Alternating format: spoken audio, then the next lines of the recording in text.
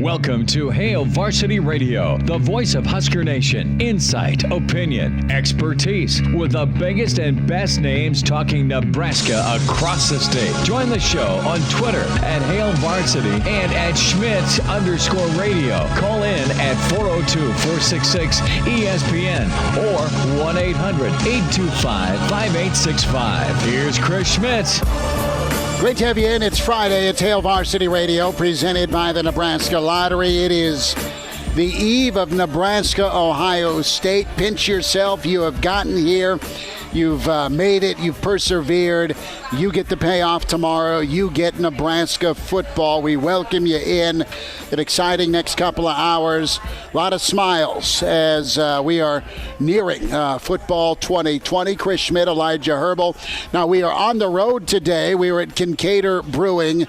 They are the just amazing folks out of Broken Bow. Hopefully you've had a chance to try the Hail Varsity Ale, the Hail Ale. I'm turning to my left and looking at their beer fridge, and there's a few sixers of Hail Ale, kind of peeking out towards Canopy Street in the shadow of Huddle.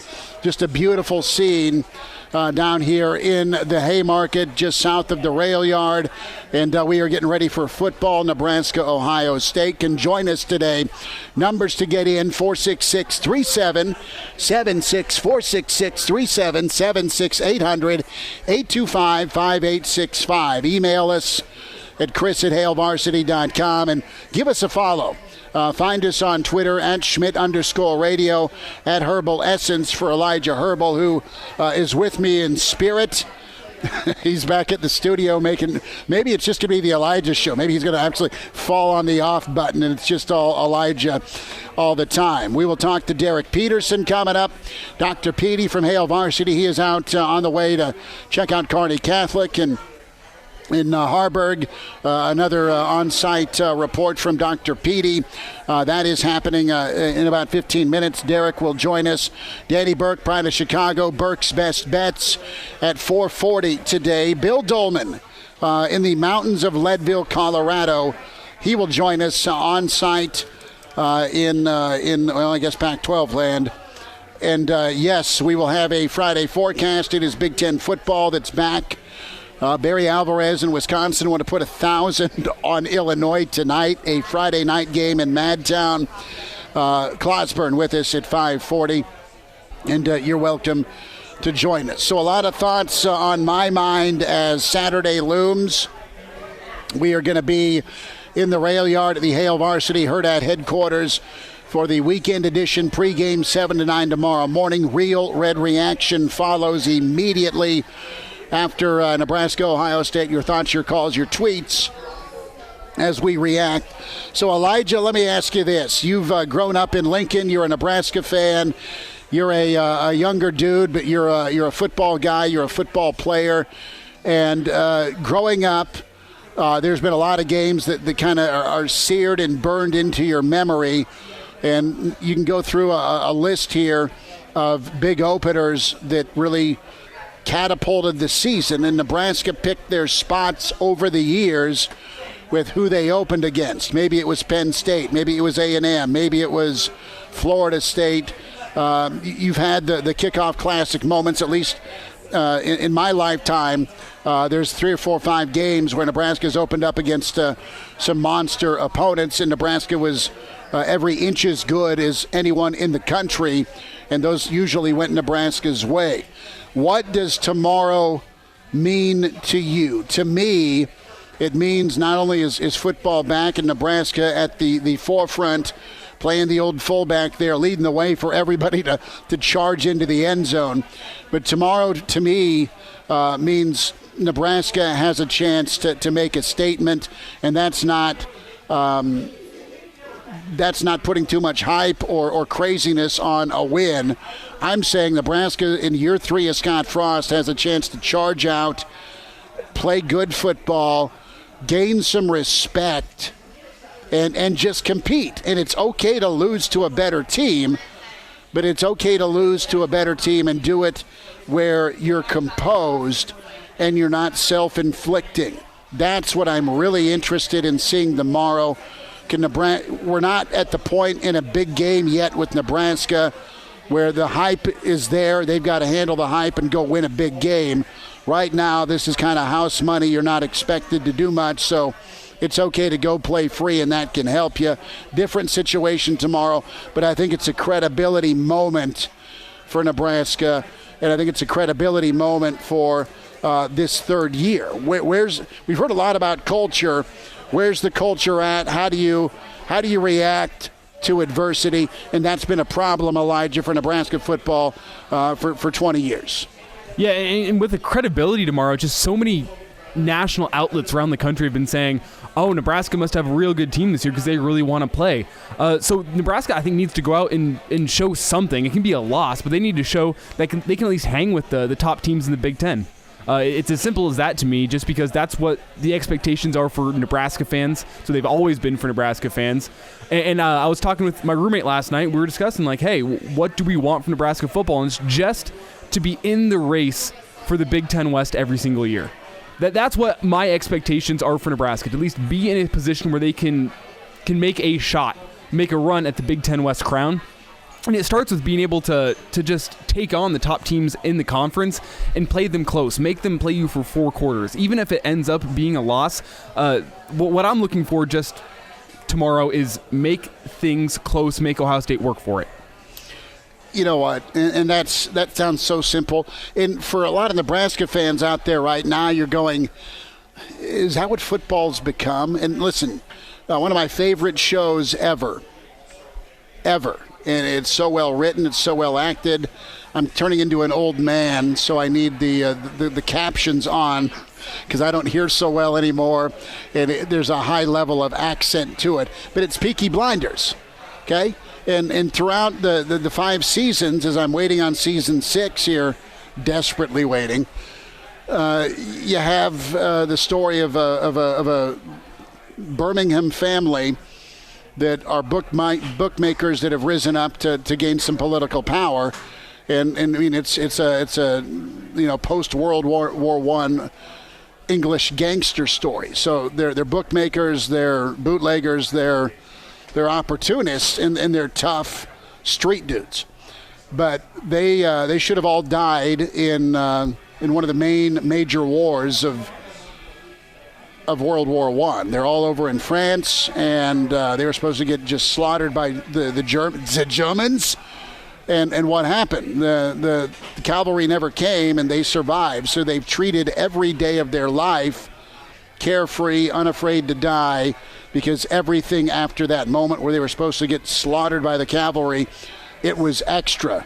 And one of those moments in that TV series has stuck with me. Everything is extra. Well, that's how I'm treating 2020. As a Nebraska fan, if Nebraska wins 2 games, you're not going to be happy. If they go 2-7 and they get whacked Minnesota, Nebraska style last year, you're going to be pissed. But I honestly think this is extra. This is a build in development. This is a pause on eligibility. This is a year where you really find out what a high-level quarterback you went out and won in a recruiting battle is made of. And it's not all about Adrian, because God knows he needs help. He needs help around him. He needs help on the offensive line. He needs a run game. He needs wideouts that can get open. So it ain't all him. And he tried to gut it out last year, but he also forced it and felt the pressure. So this is extra. This helps me figure out, from a mentality standpoint, you've got a guy with all-world talent. You've got a guy that came on and rolled with the punches as a freshman. Scott Frost has not made mistakes at quarterback at Oregon, at Central Florida, and I don't think he's made a mistake at Nebraska.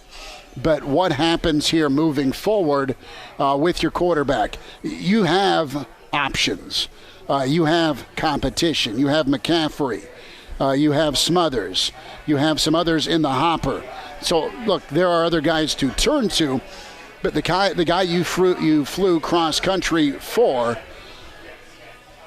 what's he made of tomorrow? It was, I won the job as a freshman. I balled out. I was able to kind of soak it in year one of a reboot. Year two, everyone said, wow, you're damn good. You're young. What happens? And between injury and maybe a little bit trying too hard, too much, you saw last year happen. There was some hesitancy. There was probably some confidence issues. And above all, there was injury. Does he go back to being a playmaker, a guy that's confident, a guy that's not reckless, but man, he matches that mentality with the God-given talent, and he's every inch as good as most quarterbacks in the league, if not better. He isn't Fields, but can he keep you in a ball game like that, undermanned against that defense? That's what I'm interested in. Have that everything's extra type mentality, and I'm interested, how long does that stick with you as a Nebraska fan? Are there going to be moments tomorrow where you get pissed because, all right, Nebraska just got gashed on a 30-yard run, or Nebraska looks horrific tackling, or guess what, it's 3rd down and 2, you're in the red zone, oops, there's a false start, it's time to take 3 instead of 7. I mean, those things where you beat yourself, that's what's worn down Nebraska fans to a bit of a nub, in my opinion. It's not that, okay, a better team beats you, named Ohio State, named Penn State, but you've been out physical on the lines of scrimmage by teams you feel you're superior than as a program stature. Minnesota, of course, Iowa. You've been chasing Wisconsin, and they've continued to curb stomp you. And then there's Ohio State. It's a big moment game. It's a big statement game. If you're Nebraska, quite honestly, back to the credibility theme, go play ball, go turn some heads for your own good, and go play confident. And this mantra of no fear of failure with desire to exceed, I've kind of paraphrased it, but it's time to see that. And then the next step is not only play well tomorrow, but go take down a big-name pelt. Go get a signature win this year. You've got the schedule littered with them. You've recruited well. Your coaches can develop. Go get some wins. Doesn't have to be tomorrow, but it needs to be a situation where Nebraska truly can go play well at a high level and not get in their own way, Elijah. Yeah, and I'm treating this game tomorrow like it's a boxing match, where Ohio State's got all the talent in the world. They're going to land a few punches. They're probably going to knock you down. But what I'm watching for is, can Nebraska get back up? Can they stay in it? And can they fight a full 12 rounds? Are they going to be in it until the end? Whether Ohio State wins tomorrow or not, I think it's unimportant whenever you just look at Nebraska staying in the fight, being willing to come back and show that the other teams in the Big Ten is like, yeah, we're a better team this year, and Ohio State might get us, but we're going to get you. That's what I'm watching for, because how long has it been since we've been able to say Nebraska's going to be in at least every single game they've played this year? Nebraska has spent so long just going into seasons, you're hoping for the best come game one, and you watch the first couple games and you go, all right, we might get blown out a couple times this year. That's what I'm watching for this year, is that the blowout stop, the embarrassments on national TV stop. Tomorrow's a national TV game. Nebraska's a brand, Ohio State's a brand, and I think Nebraska needs to show tomorrow that they're done getting rolled on national television. You know what, as things move forward here, hopefully with this football season, we'll know more about Nebraska following tomorrow with Wisconsin looming. I can't wait for Madtown North to invade Lincoln. I know that there's no fans in the stands, but you get me. The camaraderie between Nebraska and Wisconsin with the Barry Alvarez Nebraska blueprint factor.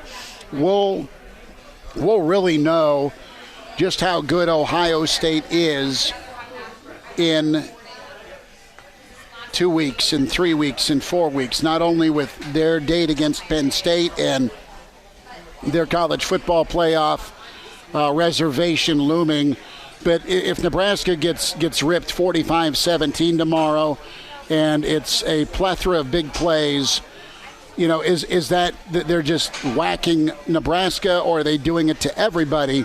As the season matriculates, we'll know that for sure, just how good Ohio State is. And really, honestly, what can Nebraska do from a growth standpoint? And you're only going to get better, right? What have we been screaming about since the move to the Big Ten? Can Nebraska stop anybody running the football? That hurts. That hurts you as a Nebraska fan, where teams have lined up and just rammed it down your throat. You love it. You appreciate it. You smile about it. It's because you watched Nebraska do it to so many for so many years. So the shoe's on the other foot now, and you're getting physically dominated in a lot of instances by some really good football teams on the line of scrimmage. But that hit list has grown over the last 3 or 4 years, where teams have lined up and just continued to hammer you. So can Nebraska gear up for the Iowas, for the Wisconsins, for the Minnesotas, for the Penn States in the run game? Because for Nebraska to be a team you feel good about, whatever the win total is, you need them to look better on the lines of scrimmage, running the football and stopping the run. And I don't know how great they'll be at stopping the run tomorrow with Ohio State's offensive line. But guess what? You're starting off with the best there is, likely, in that Ohio State offensive line. It can only get better for the Nebraska defensive line after tomorrow. More to get into. Nebraska, Ohio State. We're down here at Kinkaider in the Haymarket, the tap room, where we're at here till 6 o'clock. Derek Peterson's on the way with Hail Varsity, presented by the Nebraska Lottery. And now, back to Hail Varsity Radio. Thanks for spending time at Hail Varsity Radio, presented by the Nebraska Lottery. We're down here in the Haymarket, in the rail yard, just south of here with Kinkaider Brewing. The tap room is where we are at. The Hail Ale is cold and frosty and tastes great, a little gloomy, a little gray. It is Big Ten football weather outside. Come on in, warm up. Everyone's socially distanced and safe down here at Kinkaider. Really good stuff coming up from Bill Doleman. We'll hear from Danny Burke, the pride of Chicago, with Burke's Best Bets in about 15 minutes. And then Clauseborne is back with the Friday forecast. En route to Kearney, our dear friends out in Kearney on ESPN 1460, 1550. Derek Peterson from HailVarsity.com and magazine is out to check Mr. Harburg out yet again with Kearney Catholic. Derek, how's the drive? How are you doing, man? I'm good. I got a question. So if Danny Burke gets to be the pride of Chicago, do I get to be the pride of Oklahoma City, Norman? Yes. We hand that out because Danny's from Chicago, so it's for years he's been the pride of Chicago. Bill Doleman's a mentor of mine and hired me, 20 years ago, and he's from Fairbury, so he's the pride of Fairbury. So we are going to now officially knight you, right? And just call you the pride of Oklahoma City. We're just going to call you the pride of Oklahoma. We're going to make it statewide versus a city thing. I will assume the title of the OU marching band. So hopefully I can live up to the reputation. I got to tell you a story. We were down at Arrowhead. This is 98, and me and my buddy Nate, and I believe it was my roommate Brant in college. So we went down to Nebraska, Oklahoma State. That was the year that they played in Arrowhead. It was supposed to be a home game in Stillwater. And the powers that be at Kansas City said, let's go do this neutral site thing. It had worked out well earlier in the year, and I think Iowa State almost beat Florida State. This was the Seneca Wallace era. So long and short, Nebraska on a goal line stand beats Oklahoma State. I think Bob Simmons was coach down there. It might have been his first or second year. And Mike Brown and Mike Rucker combined at the goal line to shut it down. Newcomb was the quarterback. It was his last start of the year because he got dinged. And it was a 9-4 kind of come to earth year for Nebraska. A lot of close games and injuries. So after this, we're all kind of partying, and we end up getting together with the Oklahoma State marching band. And let me say this: do not try on their gear. If you're half in the bag, that's the band hat and the orange jumpsuit, because you might see the tuba player run a 4.240. That happened to me, Dr. Petey, where I upset a few members of the Oklahoma State marching band. They were mad about the game. they were really frustrated that I was busting a move in their gear. Wow, that's an amazing story. Thank you for blessing my Friday with that. The reason I went there is because you said the pride of Oklahoma with the marching band, right? Yeah. No, that's great. I love it. Hey, I had a few moves long time ago. What are we going to see tomorrow? You're going to be locked in covering Nebraska. Great opportunity, but where are you focused most? Are you looking at D-line for Nebraska? Are you looking at Adrian? Where are your sights set? Well, it'll be interesting. It'll be the first time I haven't been at a road game since I got here in 2017 to start covering the team. So I'll get to listen to the play-by-play. Isn't it Joel Klatt on the call tomorrow for their big Joel noon? Klatt and of course the fantastic play-by-play man. God, so fantastic. I'm blanking like an idiot. Yeah, I don't remember his name either. Yeah, but Joel is one Gus, of the best. Gus Johnson, brother. Gus is incredible. To listen to his insight. But I'm going to be looking at the line of scrimmage on both sides of the ball. Offensive line for Nebraska. Matt Lubick said it in fall camp that he thinks that they're a strength of the team. If that is the case, I think Nebraska can be I think I put it in my season predictions post last weekend, my column. I think Nebraska can return to being a top 25 rushing outfit.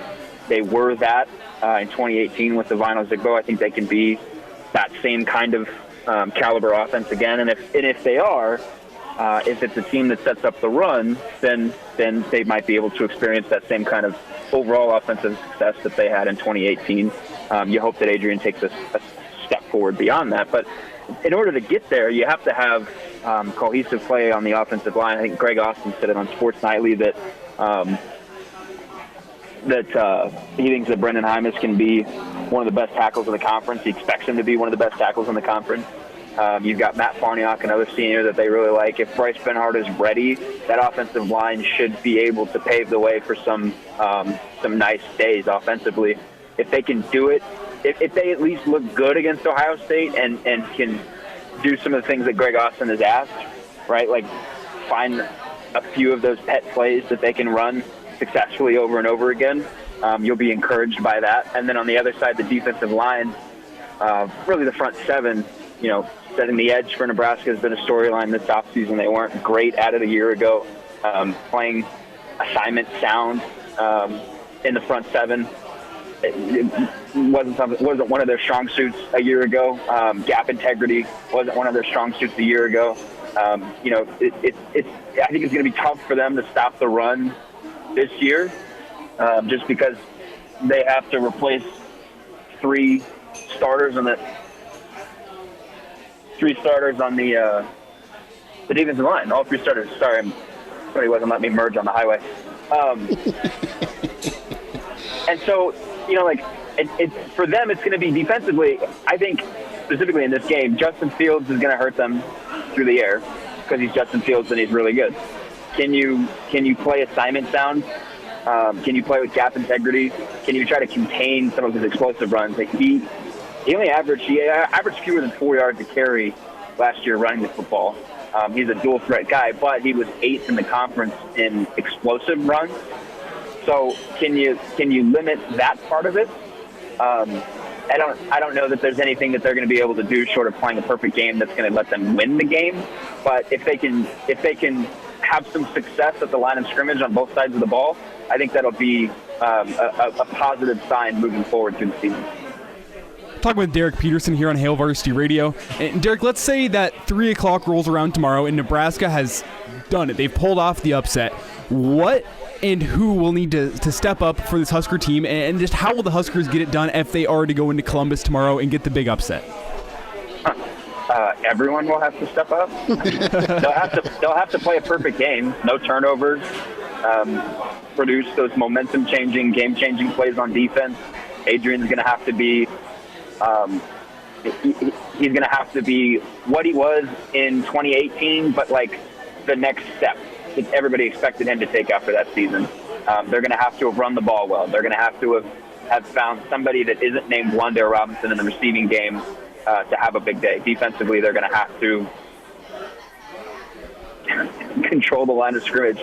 I mean, Ohio State's really good, and you can talk about, the secondary's got to replace some stuff, and they've got to replace Chase Young and this and that, but Ohio State doesn't reload the same as anybody else. Ohio State doesn't rebuild the same as anybody else. Ohio State just puts a new 5-star guy on the field, and he's good to go from the second he steps foot on the field.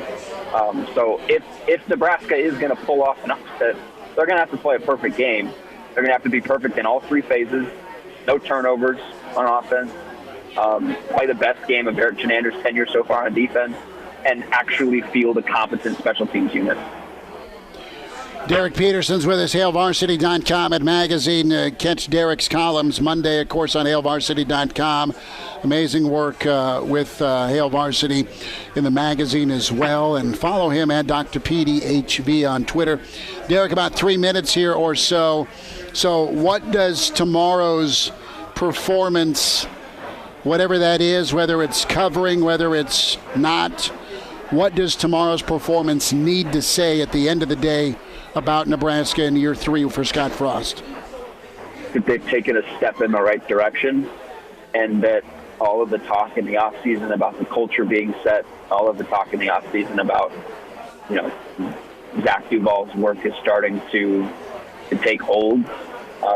That stuff can't be eradicated in game 1. So if they get blown off the field again and they look like they just don't even belong, and don't even belong with what a tier 2 team would be compared to Ohio State, as was the case a year ago, that's going to be a problem. I think, what did the line? It opened at like 23.5. I don't know what it is now, but 21.5 all the way up to 26. Yeah, I mean,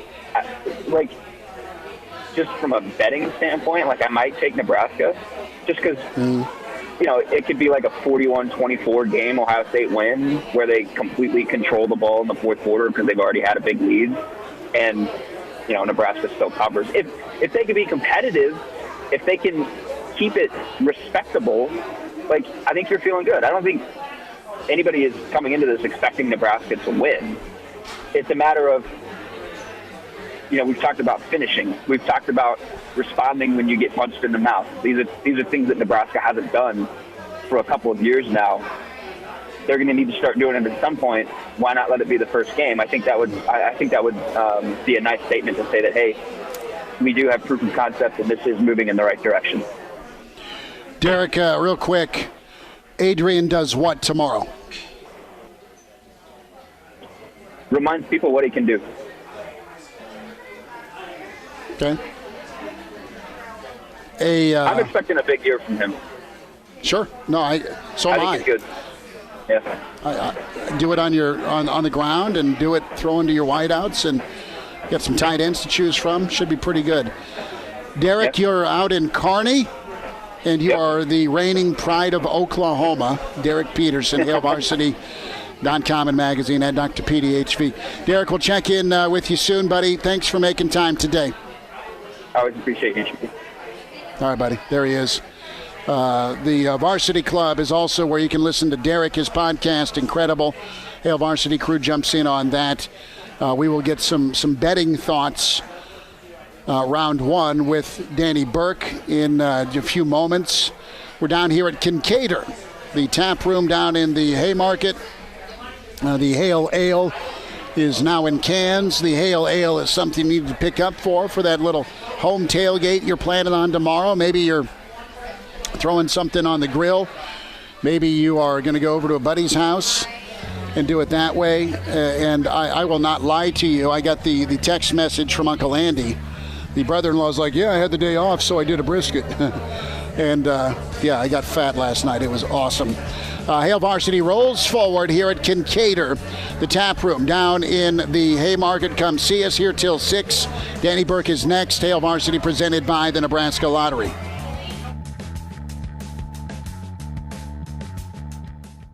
And now, And now, back to Hail Varsity Radio.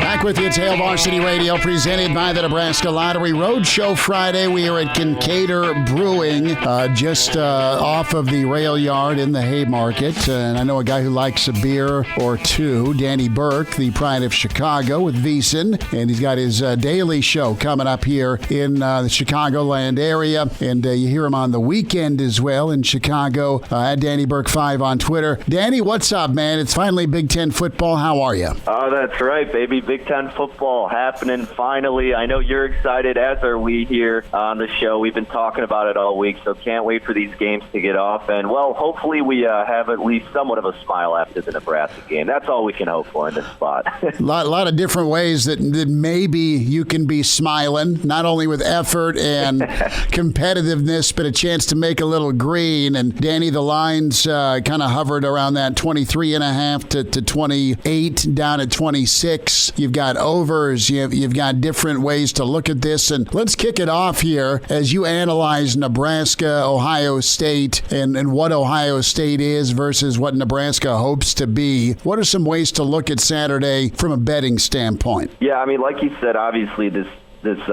spread is pretty huge, kind of what we expected going into it, and it's not going to get any easier for this Nebraska team naturally. But look, if you're looking to bet this game and you don't necessarily want to lay the full spot with Nebraska with Ohio State against Ohio State, then of course you can do some first half wagers too. Maybe Ohio State gets off to a hot start, because some people, the way they're looking at this game is because of the limited opportunities that some of these teams are going to get that are going to be competing for the top ranking, being in Ohio State.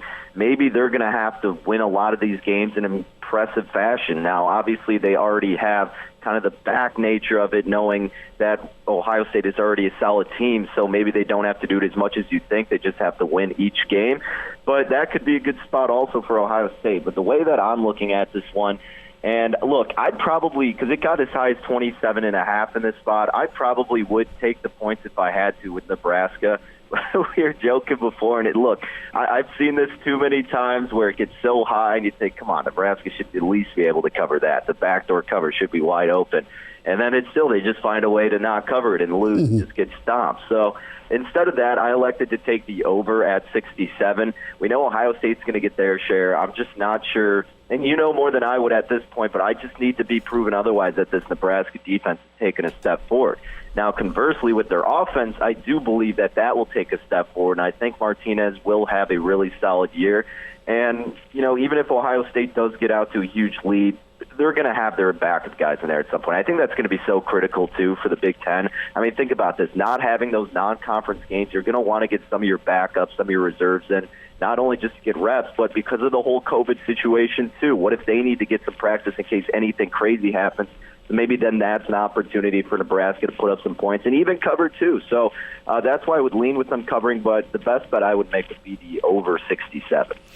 Over sounds right. There could be a lot of points. That's been very common for games out of the gate. You just look at the SEC scoring, right? I mean, they've been nailing the overs, and we'll see where it goes with Nebraska. But Danny Burke, Burke's Best Bets, you like the overs with Nebraska, Ohio State. You've got Penn State and Indiana. Penn State's -6 here. This is dangerous with you have Penn State, Ohio State looming. Indiana is one of those teams that they're trying to take that next step. What do you think of this matchup? Yeah, this is another game, Schmitty, where I like the over. Now, this over is shot up because when we make our picks for our weekly betting guide, we do it on Tuesday. So I actually took the over at 58, and all the attention has been going that way because we see it around like 63 now at this point. And same with the spread. You talked about it being at 6. I believe it was as high as 6.5. Now, this has slowly been moving down, some action going toward the Hoosiers. But really, when it comes down to it, I think it's going to be a high-scoring offensive game because Penn State, you lose a lot of guys on the defensive side of the ball. Indiana should be able to move the ball once again offensively as we saw them do last year. Enough guys returning in that spot to where I think they can move the ball. And defensively for Indiana, well, they were one of the worst in the Big Ten last season, and I don't really sense any improvement, at least at this point, not having seen them play. So especially with the fact knowing that I got the better number at 58 and now that he's at 62, I feel fairly confident with getting the best spot there. And it's one of those tricky spots where it's like, knowing that, would you still want to go with the over? If I were you and you're still debating it at this point, I'd probably just stay away. But if you don't think 62, the 4-point increase isn't too much, and I certainly would suggest going over rather than under. But I think it could be one of those high-scoring, kind of ugly back-to-back scoring games with some turnovers too, and really the big reason why is because Penn State's defense. Who knows what they're going to be as of this point with a lot of their big pieces gone. Let's get to Michigan and Minnesota. You've got Michigan dogged by 3. You've got some great news with Minnesota and their weapons back. And this is prime time here, Danny Burke. It's ABC. It's the night game. Does Minnesota encore? Does Harbaugh and Michigan stop the noise? What do you think of this one on Saturday night? So this one early on had Minnesota catching 3.5 at home, and then that quickly went to 3. I took the 3 with Minnesota in the spot, and there's a main reason why. And since 2006, Michigan is 1-20. That's right, 1-20 on the road versus ranked teams, losing by an average of 15 points per game, and they're 6-15 ATS in that spot as well. Now, I know a lot of people don't necessarily like to follow trends like that, but it's not only the trend that plays a factor, it's just this Michigan team. How good is the quarterback play going to be? Minnesota, you still look at P.J. Fleck and what he's been able to implement in that squad. I talked about it a lot and what teams could thrive in this COVID setting. And it's got to be a program that's already been instilled with their philosophy. And Minnesota is certainly one of those teams. Not that Michigan isn't, and I know these are types of games where they usually win. It's really the huge games that they're really disappointing. But if you're giving me points at home in week 1 with this Minnesota team that you alluded to is bringing back guys offensively, I think that's the right play here. If it's under 3, I'm going to be staying away. But if you're catching 3 or above with the Gophers, that's the side I would recommend. Danny Burke, Pride of Chicago, Burke's Best Bets, at Danny Burke 5 on Twitter. And Danny, let's get into some NFL. Couple of minutes left. Give me some thoughts on Sunday. Yeah, so a couple of bets that I had. I did actually a couple teasers here. So I did a teaser with the Saints and the Chargers. The Saints are playing the Panthers, and they're a 7.5-point favorite. I know what you could say, the Teddy Bridgewater revenge game. But I don't want to lay the 7.5 with the Saints. It's too high, right? So I'm going to elect to tease it because it's in the spot that where it's historically successful, being a home favorite of about 7 to 9 points.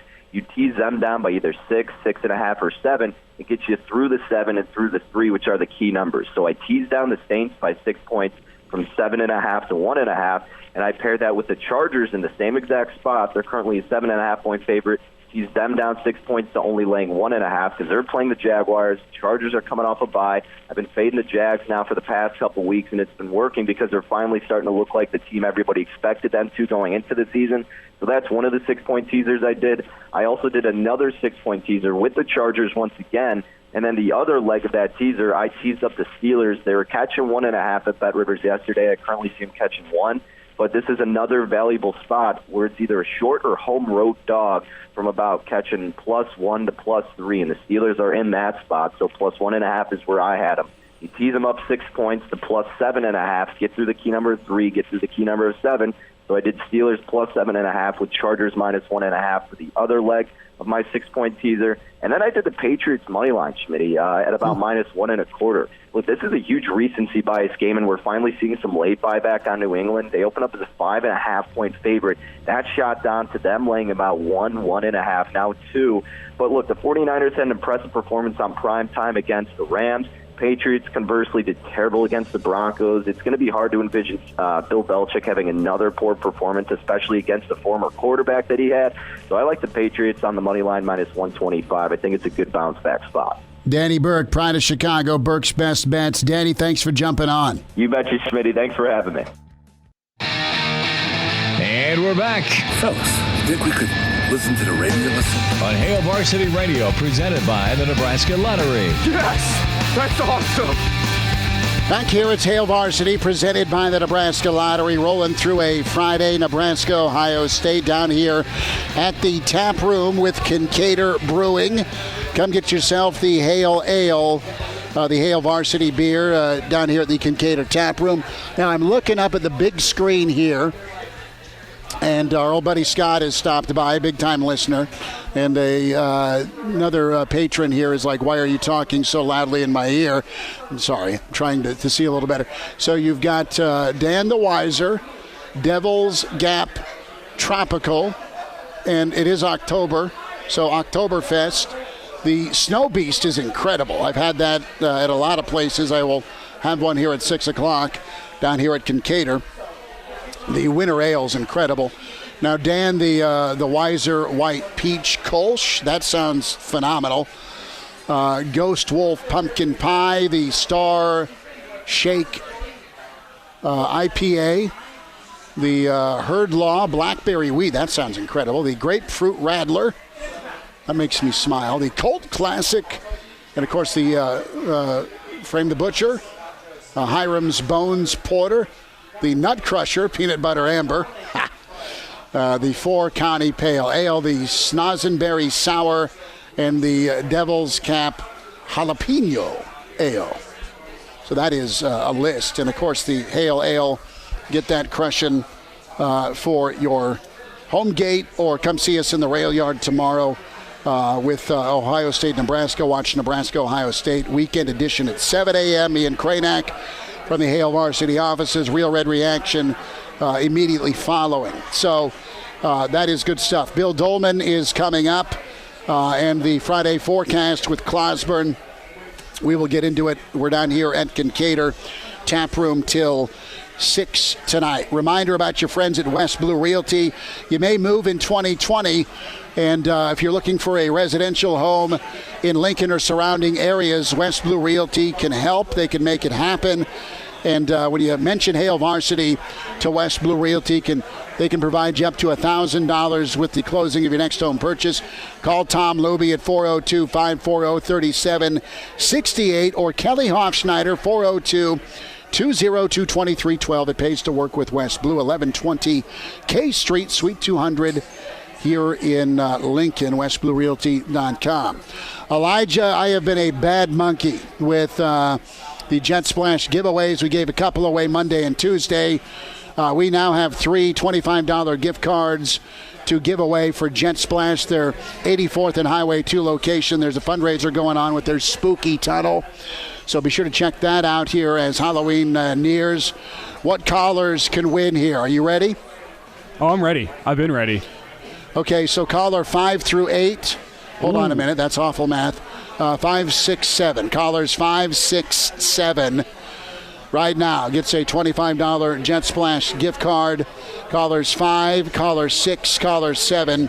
466-3776, 466-3776, 800-825-5865. Caller 5, caller 6, caller 7.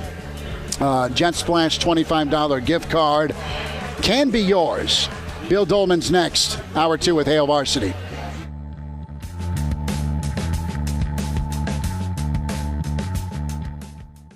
Welcome to Hail Varsity Radio, the voice of Husker Nation. Insight, opinion, expertise, with the biggest and best names talking Nebraska across the state. Join the show on Twitter at Hail Varsity and at Schmidt_radio. Call in at 402-466-ESPN or 1-800-825-5865. Here's Chris Schmidt. Back with you, Tower 2. It's Hail Varsity Radio, presented by the Nebraska Lottery. Roadshow Friday, and we are at Kinkaider Brewing.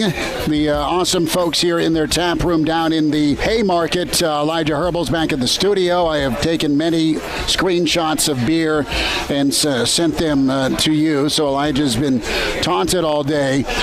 You know the sign of a great actor when he can multitask and stay in character. And we welcome in all the way in Leadville, Colorado, the pride of Fairbury, Bill Doleman, to give us his thoughts on Nebraska, Ohio State. Billy D, it's finally football here, less than 24 hours. You've had an adventure today.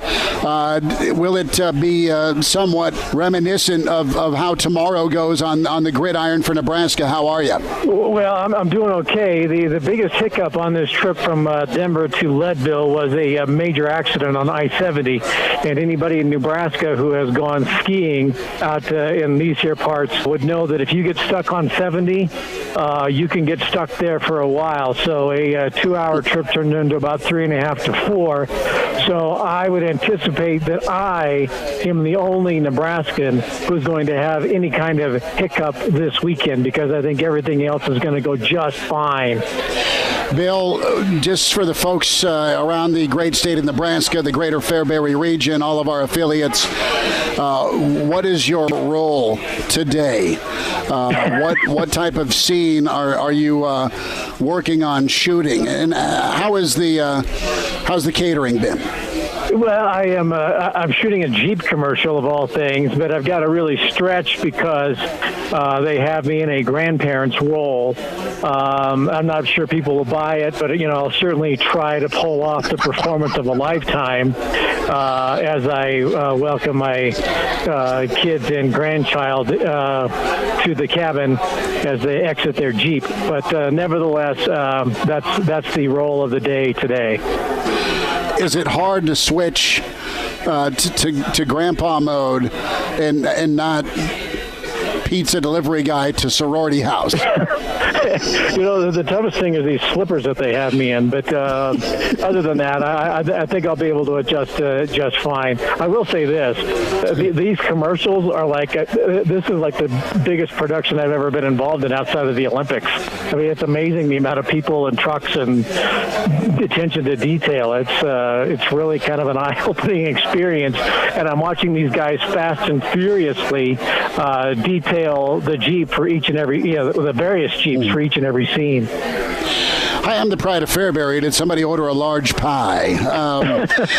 Bill, let's get into Nebraska here as you look at this showdown here with Ohio State. The spread is the spread. How are you feeling going in? And we were talking about this. Me and Elijah were in hour one.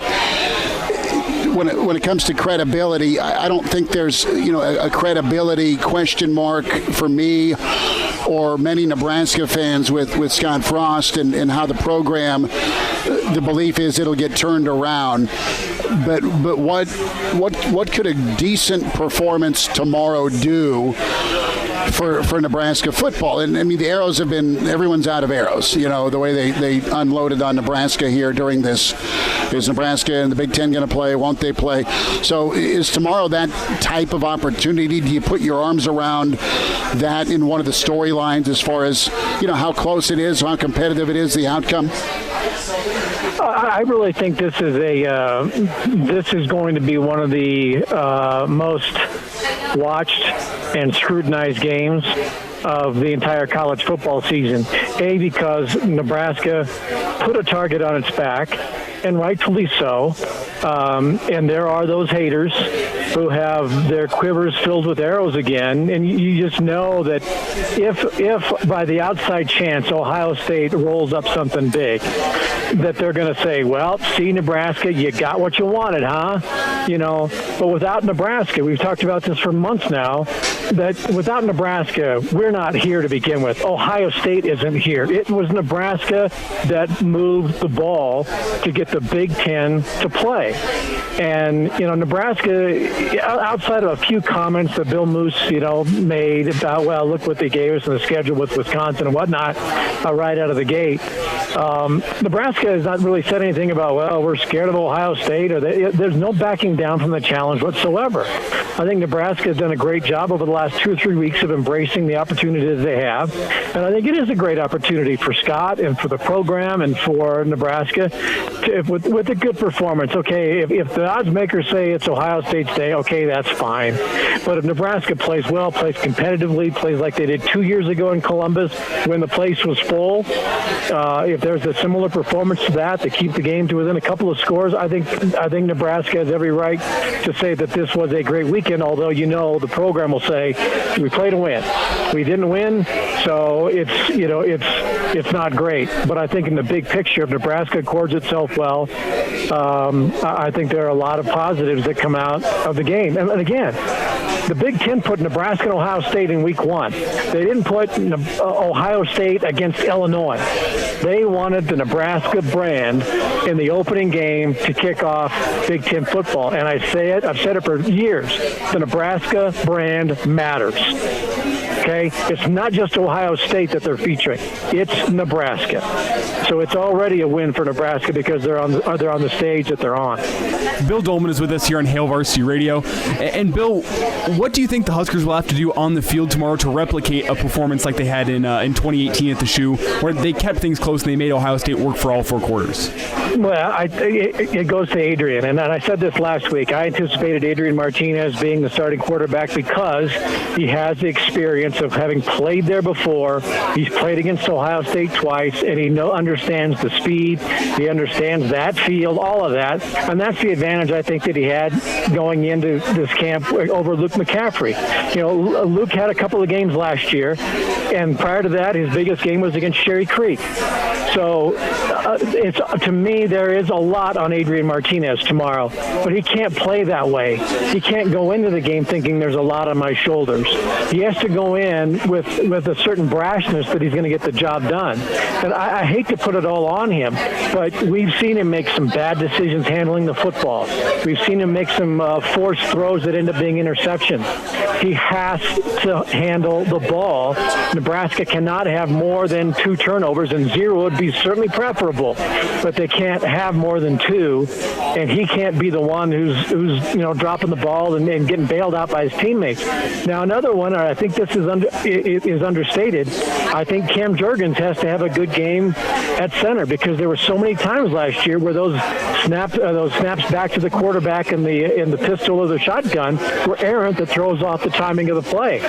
If those guys can have the right kind of timing, and Jurgens, shows that he's improved from year 1 to year 2, and that keeps Nebraska's offense clicking and efficient, I think that's going to help Adrian. But I hate to put it all on him, but it is imperative that he handles the football well.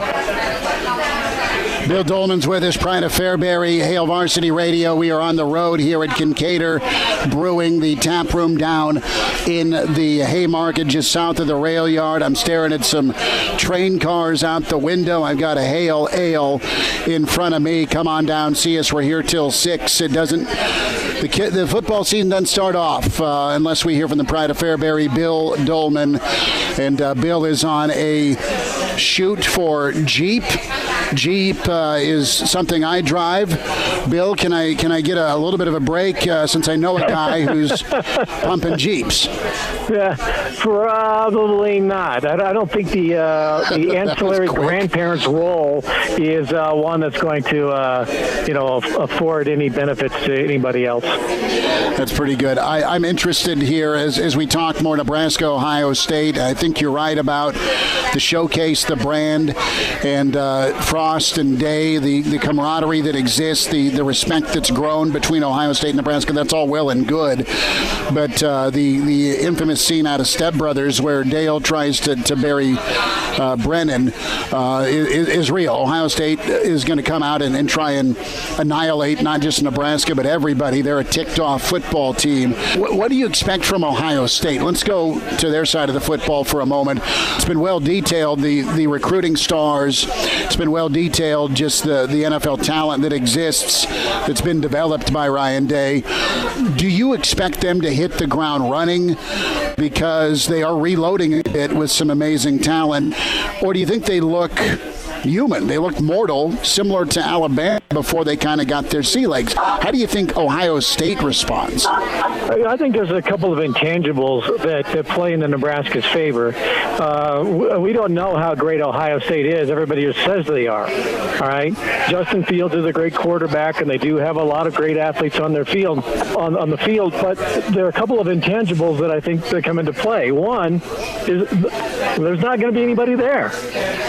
It's going to be, I think, a bigger adjustment for Ohio State at home with nobody in the stands as opposed to Nebraska going into Columbus where you're the visiting team anyway.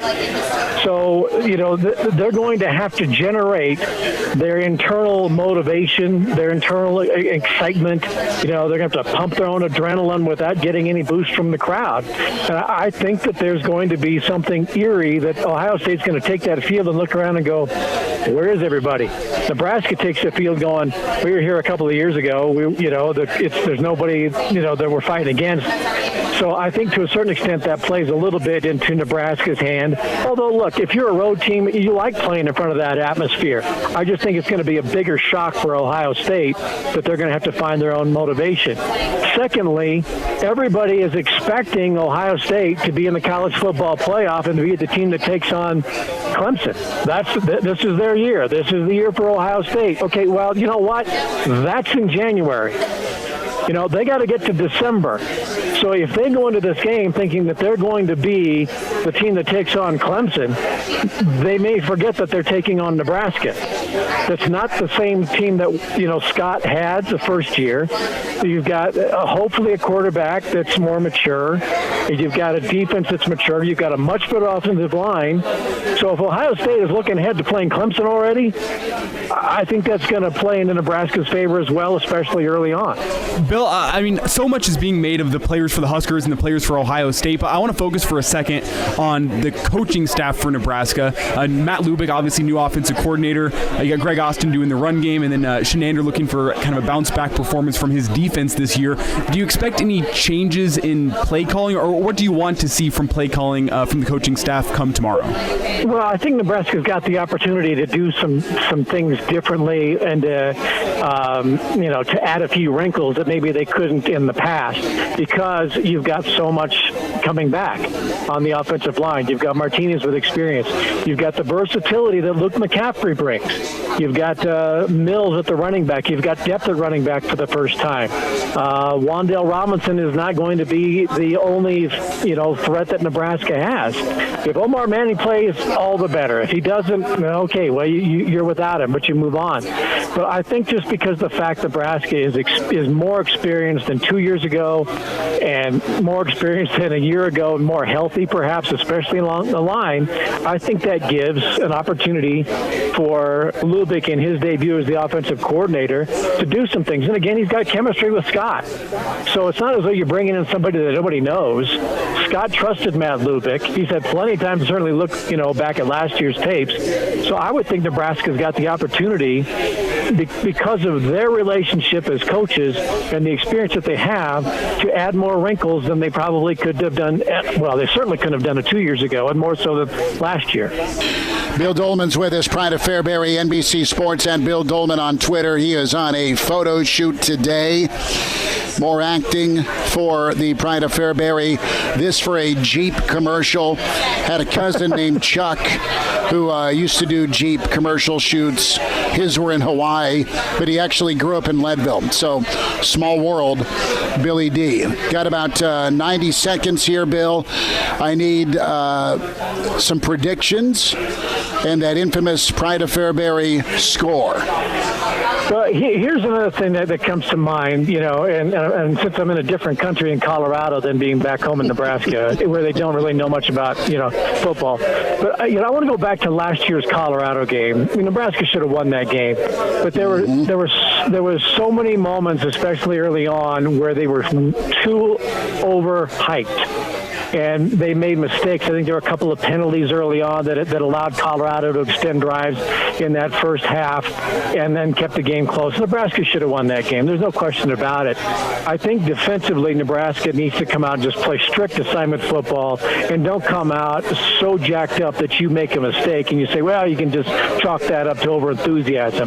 Nebraska's got to be locked in without being over-enthusiastic and make those mistakes that's going to prolong an Ohio State drive. If they can play within themselves, then I think that certainly helps the defense. But, I've seen the point spread where I think Ohio State's favored by 118.5. I think Nebraska can hold them within that. And I really think that without the crowd being there, Adrian Martinez playing smart, running the football. Remember last year when he had the opportunity to run and he didn't? I think this year he probably takes a few more chances and generates and has a pretty game like he had a couple of years ago. So I really look for a big performance, and I think Nebraska wins it 9-8. 9-8, 3 field goals, 4 safeties. I don't think it's going to be as close as the score indicates. Pride of Fairbury's Bill Doleman, and his thoughts on Nebraska, Ohio State. Billy D, thanks for squeezing us in today. All right, go Big Red. And, hey, when I cheat on my Guinness beers, I love to have myself a Kinkaider. Chime in 402-466-ESPN or email the show, Chris@HailVarsity.com. Just try me. Back to Hail Varsity Radio. Thanks for hanging out. Hail Varsity continues down here at Kinkaider Brewing, the tap room, and just a wonderful sight. You'll have plenty of Husker fandom. Of course, tomorrow we're in the rail yard at the Hail Varsity Hurrdat offices. Pregame 7 to 9 tomorrow morning. A real red reaction immediately following Nebraska, Ohio State. Kind of in the shadow here of, as I look out the back on Canopy Street, of the Huddle building, and some really cool train cars here from the train station. And Kinkaider, if you haven't been down here, amazing folks from Broken Bow, great people, and we invite you to try the Hail Ale. We'll hear from Greg Austin coming up here. What's Nebraska's offensive line look like tomorrow? Well, we know who's starting, but what type of push and protection and time can they deliver in Columbus? Clauseborne's on the way. The Friday forecast lines open right now. Open phone segment 466-3776, 466-3776, 800 825-5865. Let's say hi to John. John, thanks for listening. Welcome into Hail Varsity. Go ahead. You know, I like to have people have like a saying, keep the spirit. You know, we came out for Nebraska and lined the streets when they came back with the national championship. Win, lose, or draw tomorrow, it'd be nice some way if the fans could somehow show their support down on campus, or when they were coming back with just, banners, or just waving or giving them a high five or something. I just think we need to keep the spirit, and I just think that I hope the fans can do that. I know that nationwide our brand is very strong with the Nebraska people, but it sort of has gone south a little bit, and I think by doing this we can show people that the fans are still the greatest, even though we're not selling out. Well, we sell them out, but we won't be in the stadium this year. And I think it's so important to keep the spirit going for our team and our whole athletic program. John, I think that is felt every day by the head coach, the staff, the athletic department. I mean, you've got such an investment and an emotional investment in Nebraska football by the entire state. I mean, it is the pride and joy. It's kind of a birthright to grow up as a Nebraskan and cheer for the football team and make your way to Memorial Stadium. That's my cherished experiences. I know Elijah loved it. I know you've been, it's been part of your family and a mainstay for a number of years. So, as far as we did it, man, and you got to go back to 1988. I was a kid. But Nebraska beat Oklahoma 7-3. It was a rainstorm down in Norman. That was Barry's last game, Switzer's last game. And I remember getting in the family truckster with Dad and his buddies, and you welcome the team back from the airport. So, yeah, you'll see that happen if they win. But to your point, you go out there and say, hey, thanks for gutting through 2020. I don't know if that'll happen or not, but, yeah, air high fives are important in 2020. And I think the support's there, and I think the patience is actually there. Right now, the attitude of gratitude, as Coach Barnett said, is very real. And I think that extends even if it gets a little ugly tomorrow. Thanks for your phone call. 466-3776, 466-3776, 800-825-5865. Elijah, you ever do that as a kid? Welcome a Nebraska team back? I mean, I remember moments. I remember this place going bat bleep with the no-sit Sunday for basketball, right? When Petaway went off, and it was just crazy down here in the rail yard with the wind to get you kind of in the tournament. tournament. I remember moments as a kid where I was after a national championship when you finally beat Miami, or honestly, that Oklahoma game in '88. But did you or your buddies ever do that, experience that? I mean, what's kind of been your greet these guys like heroes moment, or has there been? There really hasn't been, because they've been 9-4. Yeah, there hasn't been that many moments to celebrate. I would have celebrated a Big Ten championship if we could have ever gotten that one. I would have gone and greeted the team, but we never got it. So hopefully in the next couple of years, at least, we can get some positive performances from the team where they kind of earn that, where we can go down and greet them back as the conquering heroes that they are. But so far in my life, haven't had a chance to do it. Heads up here in the NFL, Antonio Brown, oh my God, will visit the Tampa Bay Buccaneers on Saturday. This being reported by Shefty. I thought he was going to join Metcalf in Seattle, but I don't know, man.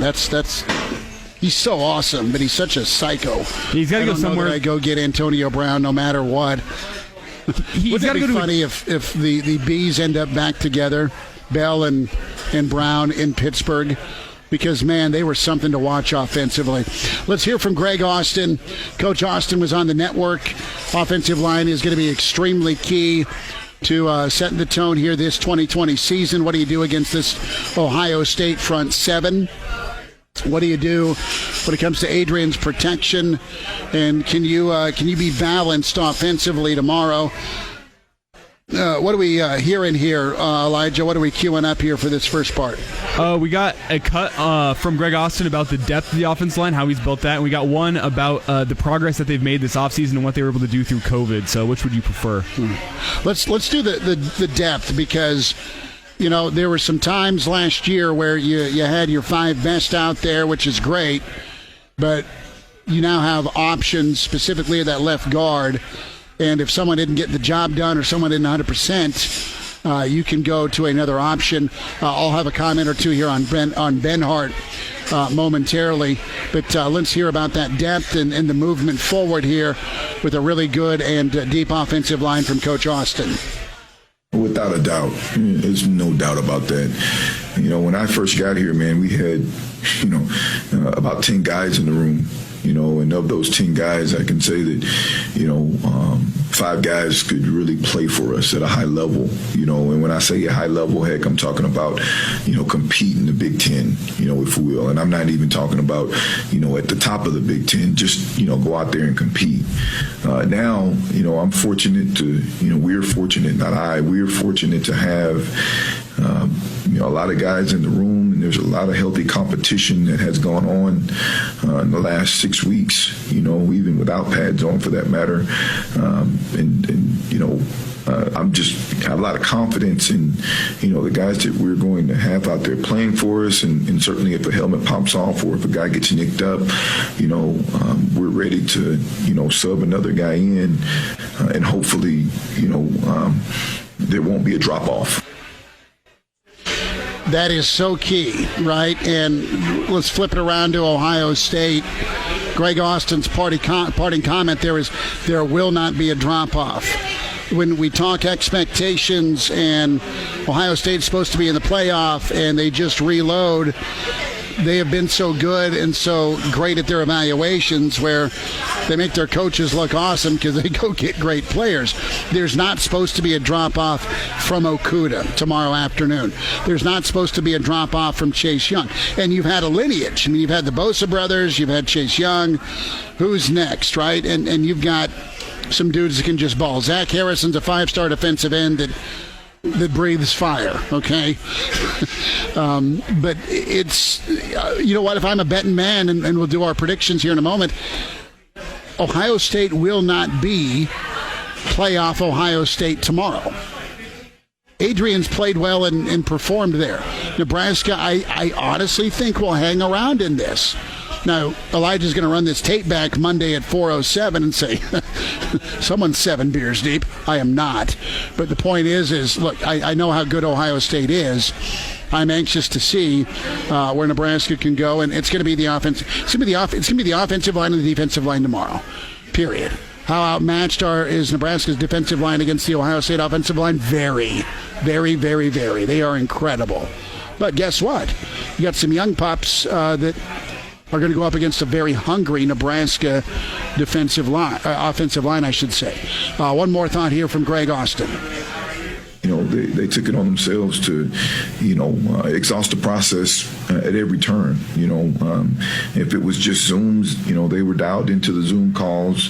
And certainly when we were able to get back on the field, they were, in my opinion, in some regards, well ahead of what I anticipated that they would be. And, the plan in terms of, certainly the weight room, and just understanding, we've done a lot of situational things, those guys being mindful of, the task at hand. So I'm just, like I said, I'm in awe of how these guys have handled this situation. They've just taken it on. It's so professional. They're so professional. So I'm excited about those guys. They have really kind of honed their skill set. They have wanted to perform and play. It is interesting to have that kind of internal motor, right? Shaun Wade is back. Zach Harrison's good, if not great. It's Justin Fields, but it is on the offensive line. So what do you do if you're Nebraska? Because no doubt Ohio State's going to throw some guys at the rookie, right? It is Bryce Benhart, who did get some time last year against Ohio State, did against Wisconsin. He didn't burn his red shirt, but he got time in. He's a super uber talented redshirt freshman, and he's really, really good. It can make you feel insignificant when you go up against somebody that's great and talented, and you're not used to that. I don't worry about confidence or the mental focus or structure of Benhart. He'll be fine. But if you're Nebraska, you absolutely have to give him some help. Okay, he'll have help in Farniok at the left guard, who's a grizzled vet on the offensive line. Hymas needs to be NFL good tomorrow. And guess what? He has a bit of chip on his shoulder from how tough it was last year. Same with Farniok because of the Chase Young experience. If you're Nebraska, you need Vokalek, you need Stoll, you need another tight end. That could be Austin Allen and all 6'8" of him. Yes, they need to be involved in the passing game, but you need a tight end or two on that right side to help out your redshirt freshman. He's good. He's going to play well. He's going to have a really good career. You can't ask him to go one-on-one and be an all-pro tomorrow on the road out of the gate. Maybe he's Anthony Munoz. I don't know. But the point is, it's not a fair ask. We'll get to a Friday forecast here. We're down here at Kinkaider, the tap room at Hail Varsity, presented by Nebraska Lottery. And now, back to Hail Varsity Radio.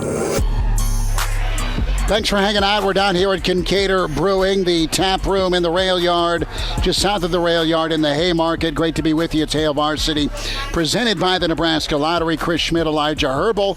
If you're having trouble streaming, thank you for your persistence with that. I've had a lot of folks via email reach out. When it comes to streaming today, ESPNLincoln.com is where we encourage you to stream. But if you are checking us out on iTunes or the TuneIn Radio app, God love you. Thanks for fighting through. We are working on whatever the issue is with ESPNLincoln.com streaming. So we'll get it fixed. Weekend edition tomorrow, 7 to 9 in the rail yard ahead of Nebraska, Ohio State. Real Red Reaction tomorrow from the rail yard. Myself, Tim Bob Kitzmiller. It is going to feel so good to talk to our dear friend. He's imaginary, and he wears red. The infamous Clauseborne is with us for the first edition of the Friday Forecast Big Ten edition. Without further ado, a little music. Claus, how are you, brother? You ready for football? Well, I'm very ready for football. It's been a long time coming, and I just want to say, Christopher, if you think you're having problems with your stream now, wait till you get to be my age. That is too good. Thank you for the urinary joke, Claus. Well, let's get to some football, and we'll start off tonight with the Friday Night Revenge Tour. I think Barry and his Badgers have got a hit out on Lovey and company. Kickoff tonight in Madtown, 19.5 points. Illinois at Wisconsin. We'll figure a way to sneak in a steak and a beer bet to Elijah before we say goodbye. But kick us off here, Elijah. How you feeling here about Wisconsin and Illinois? I like the Badgers just because Illinois isn't going to be an offensive juggernaut this year. We know what Wisconsin's defense is year in, year out. So I'm liking the Badgers on Friday night, especially because we're kicking off the Big Ten. And I think it'd be pretty incredible if we got an upset already on night one. So I'm going to take Wisconsin 31, and I'm going to take Illinois 17. You know, rumor had it Barry Alvarez so upset, so frustrated, so heartbroken by last year's loss. I mean, we were out golfing. Wisconsin's up 10, couple of turnovers. Bang at the buzzer. Illinois not only wins, but gets bowl eligible. And we thought Illinois was a better team last year, especially how they scared the hell out of Nebraska. This is going to be pain. This is going to be gasoline. They'll pour more gasoline on this. I think Wisconsin is very fierce, and they have a long memory for this. I think Wisconsin rolls. I think they're angry. Give me Wisconsin. Even with a new quarterback, I still think they break 40. 40 to 13, Wisconsin big tonight. Clauseborne, what do you think? Well, correct me if I'm wrong, guys, but I think when the ball sort of started rolling towards the Big Ten restarting the season, Illinois was one of the teams that was threatening not to play. And quite honestly, I think if they had followed through on that, the spread might have been lower. But I'll take Wisconsin in this one. 42 and Illinois 10. I'm with you, Christopher. I think Barry and the boys roll. Let's go to the Big 12 here as a quick break from the Big 10. Iowa State, Oklahoma State. Coach Campbell and the Cyclones are fun. Brock Purdy is really good in October. Oklahoma State is all loaded with talent. I believe the mullet has been watered and fed. 3.5, the number here. Tight ball game. Oklahoma State should win this. But it'd be very Oklahoma State of them not to. I think Oklahoma State wins. I think they cover. I'll jump into the pool here first, and I think it's going to be about a 31-24 tight ball game. That might be a bit of a low score, but give me the Cowboys, and their playoff chances remain alive. They'll win and cover, but I like Iowa State a lot this year. Elijah, what do you say? I think something we can't forget is that Oklahoma State hasn't played in 3 weeks. Last time they played was October 3rd. I see them coming out a little bit rusty. I see a second half comeback from the Cowboys. I think they get back into it. I think they win, but they don't cover. It's going to be a close one. Give me Oklahoma State 31. Give me Iowa 30.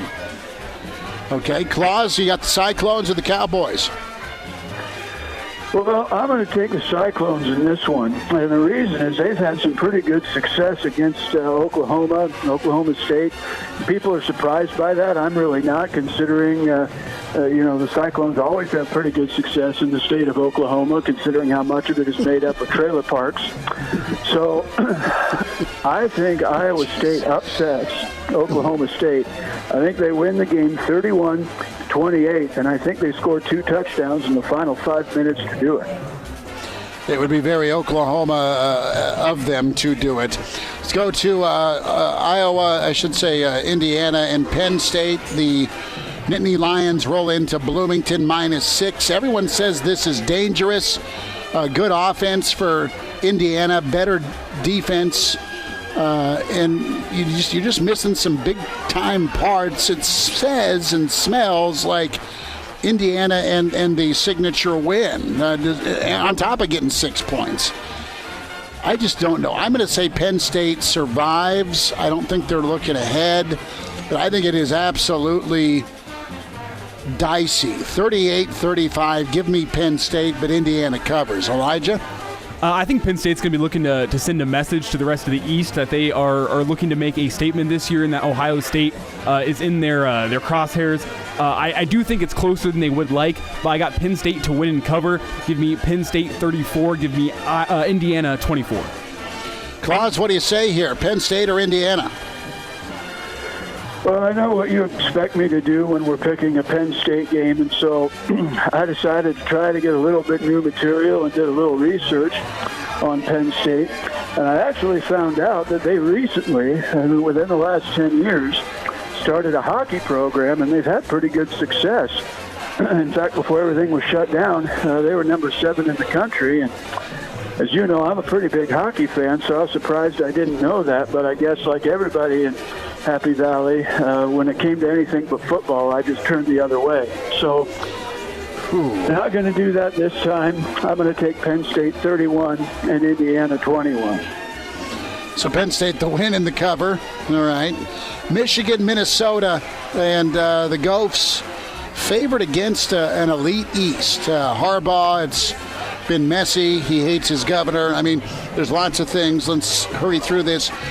Give me Michigan to upset Minnesota 28-24. Elijah. I like Minnesota over Michigan in this one. I like the experience of a quarterback who's coming back. So give me Minnesota 38 and give me Michigan 28. Claus, what do you got here, Minnesota or Michigan?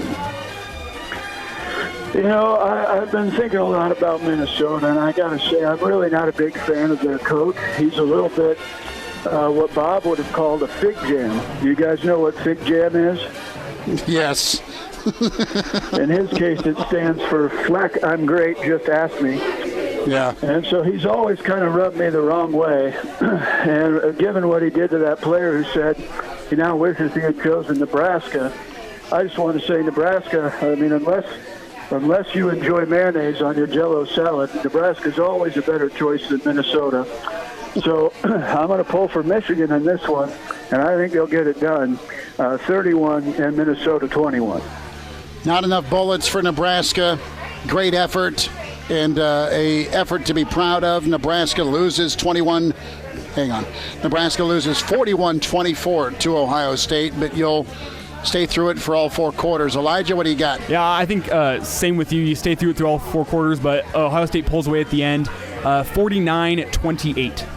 Claus, what do you got, Nebraska or Ohio State? Well, I just really quickly want to take a minute to be serious because I read something from Hale Varsity, believe it or not, about how the football team is going to be wearing a sticker to honor a man by the name of George Flippin, who was the first African-American player in Nebraska history. He, in fact, was voted captain, and the head coach vetoed that because he thought he wasn't smart enough to be captain.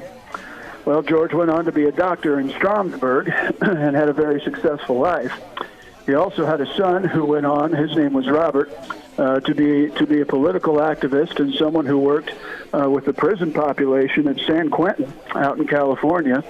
And he had a grandson by the name of Lance Jeffers, who the best comparison I can make is that he was a lot like Terrence Mann from Field of Dreams. He was a poet and an activist during the Civil Rights era. So I'm really glad the University of Nebraska is doing something to honor him, and hopefully more people will be able to learn about George Flippin and the great things he did besides make Missouri forfeit a game against us. I appreciate you letting me get serious for a minute. I know you expected me to make some crack about how I think Carl's matured, because now whenever he wants to send out a D-pic, he just sends a picture of Urban Meyer, but I felt this was important. What do you got, Claus? I'm going to take Nebraska in an upset.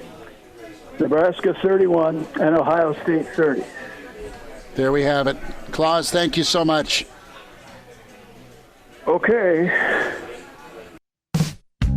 Miss us? Come here, brother. Give me a hug. Bring it in for the real thing. We're on call for you. Catch the podcast at HailVarsity.com, the ESPN Lincoln app, or download them on iTunes. Saddle up, partner. Back to Hail Varsity Radio. One final time, and thanks to the affiliates who have hung with us with that last segment. A little off, but we'll get corrected here. And tomorrow, 7 o'clock in the morning, weekend edition, 7 to 9 a.m., myself and Cranack down in the rail yard getting you ready for Nebraska, Ohio State. Real Red Reaction follows. We've been just blessed to be at Kinkaider Brewing Roadshow Friday today. So it's been awesome to sit in. Scotty's here. Nate popped on by. The Pride of Fairbury took time out. I'm sure he was in a velvet robe from his shoot in Leadville, Colorado. make what you want of that town name, and Bill Doleman doing a air quote shoot. So there we have it. It's been great, man, and football is back. We are excited about it. Elijah Herbal's back at the station. Schmitty here down at the tap room for Kinkaider. Great folks out of western Nebraska. They are just good folks from Broken Bow, and their beer is incredible. So get yourself a Hail Ale for your home gate or your beer run tomorrow for Nebraska, Ohio State. I love Clauseborne calling the upset. 38-30. Well, and saying Nebraska. Elijah, what are we doing steak and beer on for this weekend? Do you want to do college football or do you want to do NFL? Let's do NFL. Let's do NFL. I've been 3-0 there. You want to do that Patriots game? Patriots 49ers? That thing's like dirty. Danny Burke's all over New England. That 2.5 number. Ugh. Let's. You want to stay away from that one? That's the one I got a prediction for that one. Well, you tell me this: Broncos Chiefs. You're a Donks fan. Mm-hmm. You want nothing to do with that, do you? I heard your tone. You're like, How about Seattle, Arizona? That's a good. I'll do that one. I'll do Seattle, Arizona if you want it. So who do you want? I really like the Cardinals, but I'd have to go with the Seahawks. I assume you'd probably want the Seahawks too, so we'd have to figure out the line there. No, I'll take Arizona. I'll take Arizona in 4. And 4? Yes, I'm doiling up a half a point. Or do we just got to go 3? I think we just got to do 3. Okay, I will. I'll take the Seahawks in 3. Yeah. Okay. I like that. Well, I get the points. Oh, I know. The Seahawks to cover the 3. Yeah, I know. Okay, yeah. Yeah, I like that. There we have it, steak and a beer. Let's just make it 4 weeks in a row. Elijah, I don't want 4 weeks in a row. I'm trusting Russell Wilson to be my savior here on the steak and beer. They are going to lose, and they're due to lose. Period. They're due to lose, but that Cardinals team, Kyler Murray's only second-year quarterback. He's awesome. I don't know. They're good. We'll see. All right, tomorrow morning, find us down at the rail yard. Thanks to Kinkaider. Elijah, you rock. Podcast will be up on iTunes and, of course, Spotify. Have a great football weekend. Thanks for listening to Hail Varsity.